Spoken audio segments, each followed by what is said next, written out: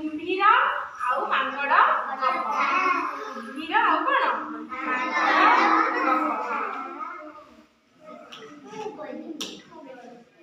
କୁମ୍ଭୀର ମାଙ୍କଡ଼ ଗପ ଶୁଣିବା।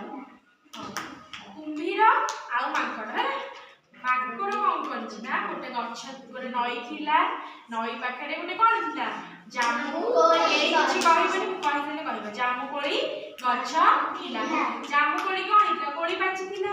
କୁମ୍ଭୀର ମାଙ୍କଡ଼ ତାର କଣ କରେ ସବୁବେଳେ ଗଛ ମୂଳେ ବସିକିନା କଣ ଖାଏ ଜାମୁକୋଳି ଖାଏ। ସେ ନଈରେ ଗୋଟେ ବୁଢା କୁମ୍ଭୀର ଥିଲା। ନଈରେ କଣ ଥିଲା ବୁଢା କୁମ୍ଭୀର ଥିଲା। କୁମ୍ଭୀର କଣ କରୁଥିଲା ମାନେ କି ଯାଇ ପାରୁନଥିଲା ମାନେ ଶିକାର କରିପାରୁନଥିଲା କିଛି କରିପାରୁନଥିଲା। ସେ ନଈରେ ମାଛକୁ ଖାଉଥିଲା।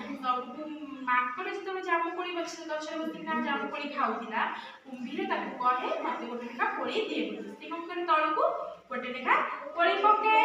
ଆଉ କିଏ ଖାଏ କୁମ୍ଭୀର ଖାଏ। ମାଙ୍କଡ଼ ଗଛ ଉପରେ ରହିକି କୋଳି ପକାଏ ଖାଏ କିଏ କୁମ୍ଭୀର ଖାଏ। ଆଉ ଦିନେ କଣ ହେଇଛି କୁମ୍ଭୀର କହିଲା କୁମ୍ଭୀର ମାଙ୍କଡ଼ ଗୋଟେ ଦି ଜଣ ସଂଗାତ ହେଇଗଲେ।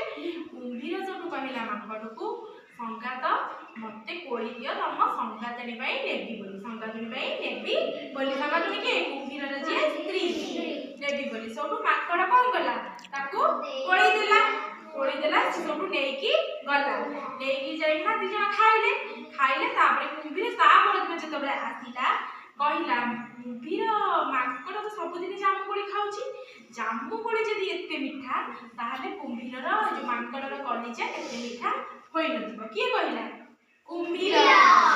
କୁମ୍ଭୀର ସବୁ କଣ କଲା ଭାବିକି ଆସିଲା। ସବୁ କହିଲା ସଂଗାତ କାହାକୁ କହିଲା ମାଙ୍କଡ଼କୁ କହିଲା ସଂଗାତ ତମେ ଆମ ଘରକୁ ଚାଲ ହେଲା।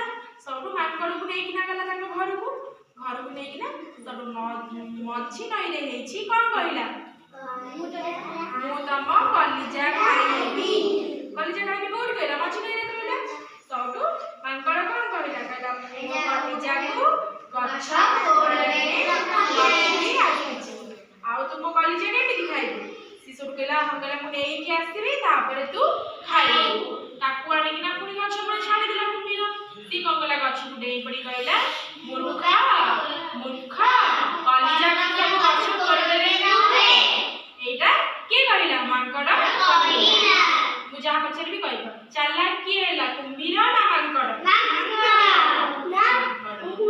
ଆଉ ମାଙ୍କଡ଼ ତା କଲିଜାକୁ କୋଉଠି ରଖିଛି ବୋଲି କହିଲା ଯାହାକୁ ପଚାରିବି ଗଛ